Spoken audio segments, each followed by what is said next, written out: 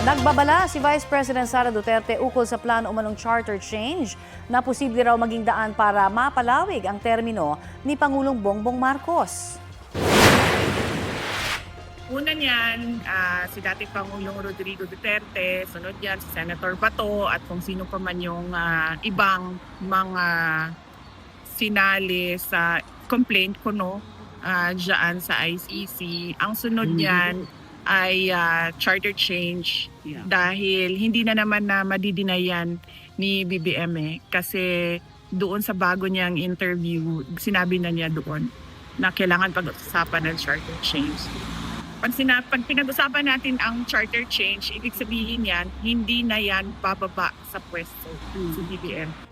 Sinabi yan ng bise kasunod ng pagbisita niya sa kanyang amang si Pangulong Rodrigo Duterte na nakakulong sa The Hague, Netherlands. Sabi ng bise, dapat daw na mas pagtuunan ng pansin ng gobyerno ang pagbangon ng ekonomiya sa halip na politika at pagsira sa mga kontra umano sa Pangulo. Magulo ang ating bayan na hindi naman sana. Nagkakagulo lang tayo dahil kay BBM. Sinusubukan pang kunan ng komento ang Malacanang tungkol sa mga bagong pahayag na yan ng bise. Dati nang sinabi ng Malacanang na nakafocus sa ekonomiya ang Pangulo imbis na sa charter change.